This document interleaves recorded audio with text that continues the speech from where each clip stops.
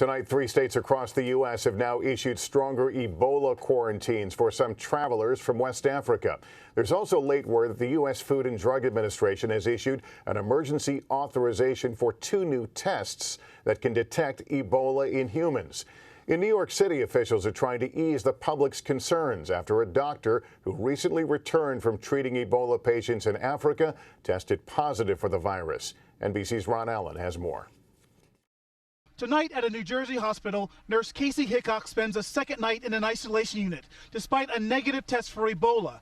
She describes a frustrating ordeal after developing a fever while quarantined at Newark Airport. "This is not a situation I would wish on anyone," she wrote in a letter published in a Dallas newspaper, adding she was scared and being made to feel like a criminal. Hickok says during some 6 hours at the airport, no one seemed to be in charge. Hickox is the first healthcare worker returning to the U.S. from West Africa to face a mandatory quarantine order just announced by the governors of New York, New Jersey, and Illinois. Voluntary quarantine. No, it's almost an oxymoron to me. This is a very serious situation. A response to the case of Dr. Craig Spencer, who arrived in New York from Liberia and then became ill with Ebola days later while monitoring himself. Doctors said he remains in stable condition.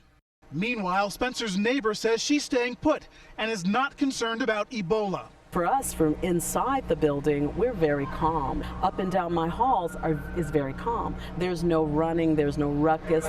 Today, trying to reassure the public, New York's mayor visited a restaurant just reopened after a thorough cleaning because Dr. Spencer had dined there before testing positive for Ebola. Do you support the idea of mandatory quarantine for healthcare workers returning from West Africa? It is narrowly defined, related to individuals that have come in direct contact with an Ebola victim. The mayor also said he had not been consulted about the decision to impose the order.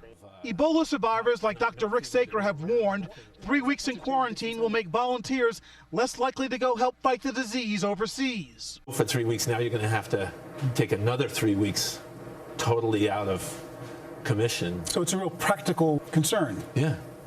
And most of these doctors are volunteers. Absolutely. No, all of them, I think. Health officials in New Jersey have said their patient, the Nurse Hickox, will remain in isolation for 21 days. They say their preference is to quarantine people in their homes. That's exactly what's happening to Dr. Spencer's fiancée here in New York, one of 3 people in quarantine because she came in close contact with him. She's headed home tonight, but the doctor remains here at the hospital, still in stable condition.